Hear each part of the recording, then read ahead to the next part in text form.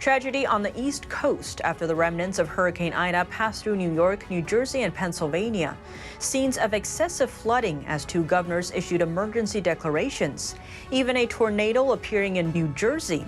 This as coasts further up brace for Ida as a new hurricane, Hurricane Larry, forms in the Atlantic.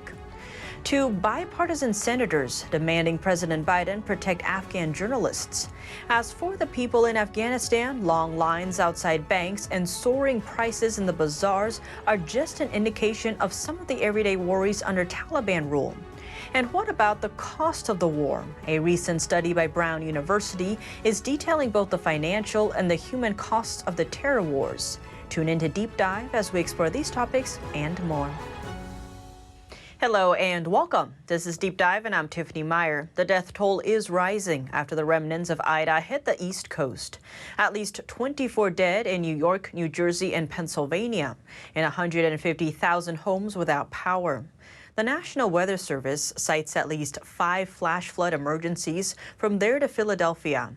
In New York City, the Transportation Authority says almost all subway lines are closed. Governor Kathy Hochul chimed in on the storm, too. We were actually preparing for the Hurricane Henri 2 weeks ago, so we were already having the assets in place. So we're not inexperienced in this, but it is always quite shocking when you literally see the streets of New York looking like the river's flowing. And the situation above ground wasn't much better Wednesday night. Cars and even people on bikes were driving through flooded streets. One car on a street corner seemed to be floating in water.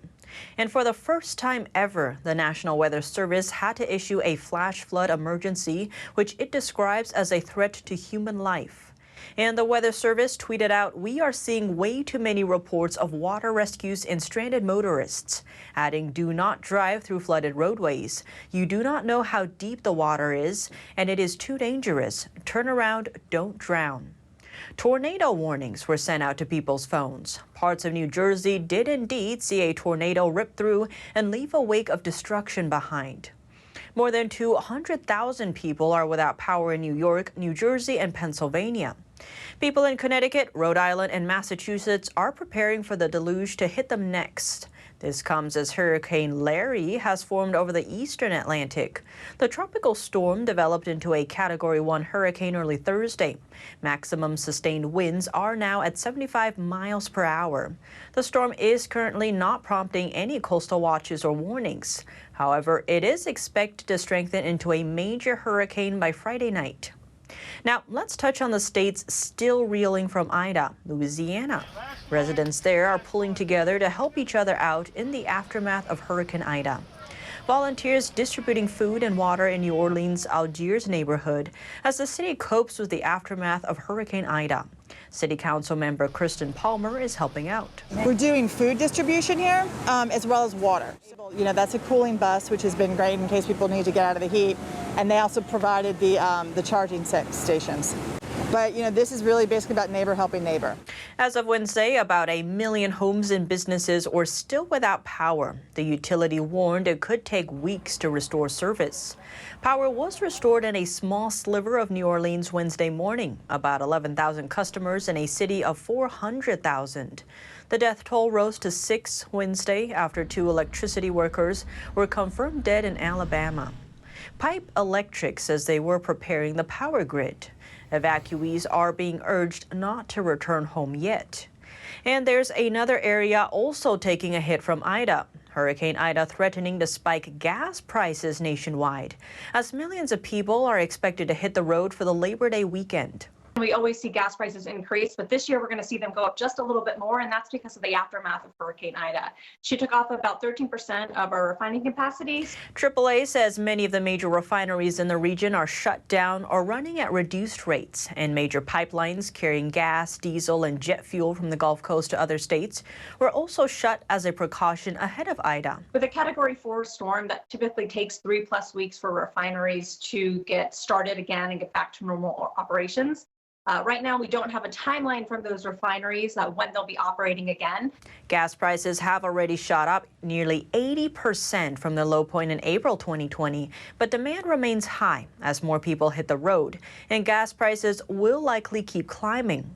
According to AAA on Wednesday, the price of a gallon of regular gas stood at $3.17. Headed into Labor Day weekend, we do expect it to be the most expensive prices we've seen for the holiday since 2014. And while AAA says prolonged power outages could keep refineries and pipelines offline, potentially raising gas prices, once refineries go back online, AAA expects prices to come down as demand drops after Labor Day. People are traveling less, school's back in session. So there should be some relief coming to the pump. I'd say mid to late September. More than 95% of U.S. oil production at offshore platforms and rigs in the Gulf were shut down ahead of Ida. Now, let's touch on Afghanistan. The war might be over, but the ramifications are continuing.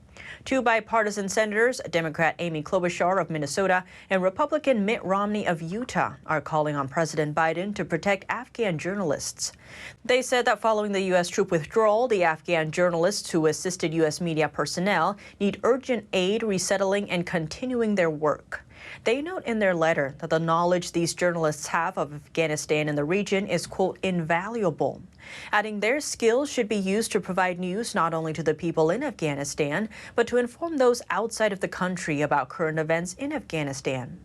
They write, there are concerns that given their long history of attacks on journalists, the Taliban will eliminate a free and open media and continue to suppress, imprison, and violently target the press.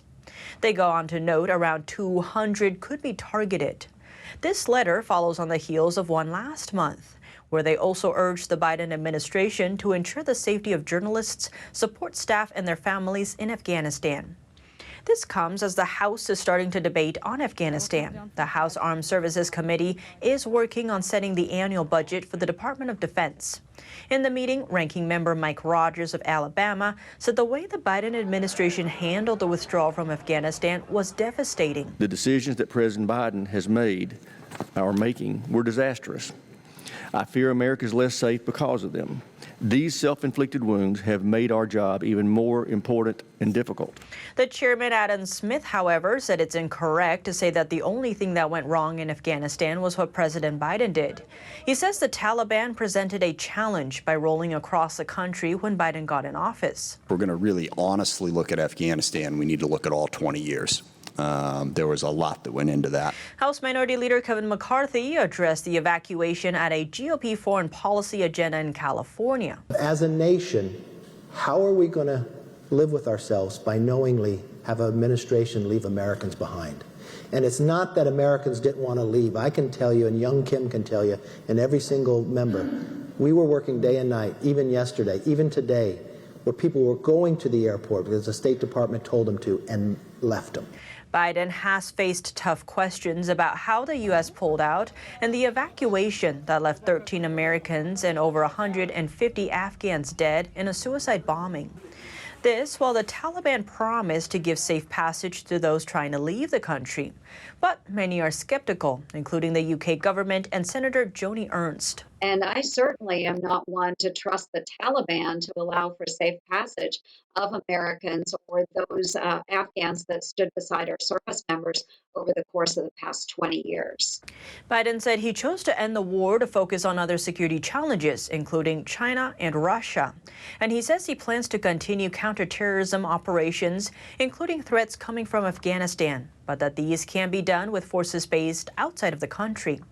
Now, as to those in Afghanistan, there's a new set of everyday concerns. The new era of Taliban rule in the country was marked by the departure of foreign troops, bloody attacks on civilians by Islamic State, and now an economic crisis. The country has a sinking currency and rising inflation. More than a third of the population lives on less than $2 a day. Banks, which closed as soon as the Taliban took Kabul, have now been ordered to reopen. But that means hours of queuing, thanks to strict weekly limits on cash withdrawals. Many offices and shops are still shut, and some salaries have been unpaid for weeks, meaning even the relatively well-off are struggling to put food on the table. This market in Kabul has been flooded with people desperate to sell their goods.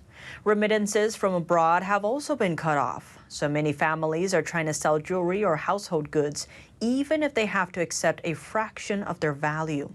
Prices for vegetables were up to 50% higher, according to vendors, while petrol prices were up by 75%. Taliban officials have said the problems will ease once a new government is in place, but the structural problems run deep. The country has no significant exports to generate revenue, and aid, which accounted for more than 40% of economic output, has abruptly disappeared. And as to the cost of the war, the numbers are only starting to come out. Brown University's Costs of War project is shedding light on the price of war. It estimates that the total budgetary costs and future obligations for all post-9/11 wars total about $8 trillion. Around 930,000 people were killed, including 7,000 U.S. troops and almost 390,000 civilians. But why did U.S. troops stay in the Middle East for so long? I think the U.S. strategy seemed to change over time and became a little bit confused. First, it wasn't nation building, then it was nation building, and then it was the Germans started by training the forces, and then the Americans took over training the forces. But investments in nation building didn't seem to pay off. The news director for Afghanistan from the Associated Press says corruption was a big problem in the Afghan government, and that prevented good governance. Opportunities and that were squandered, and a lot of signs that were ignored that allowed governance to deteriorate to the point that it did. The $8 trillion include more than $2.1 trillion spent by the Pentagon, $2.2 trillion for future health care obligations for veterans through 2050, and $1 trillion in interest payments. But why didn't American taxpayers feel like they paid $8 trillion? A Harvard professor that spearheaded this calculation says that's because the wars have been financed via debt instead of taxation. And before we end, for all the coffee lovers out there, there's a new study out. It suggests up to 3 cups of coffee a day can lower the risk for stroke and death from cardiovascular disease. University researchers in Budapest recently presented their study at the European Society of Cardiology Congress in France. They found that compared to non-coffee drinkers, drinking up to 3 cups of coffee daily was associated with 21% lower risk of stroke and 17% lower risk of death from cardiovascular disease. Researchers also found that coffee drinkers had healthier sized and better functioning hearts. But health experts at Harvard and Johns Hopkins say don't overdo it with a brew because it can cause anxiety and insomnia.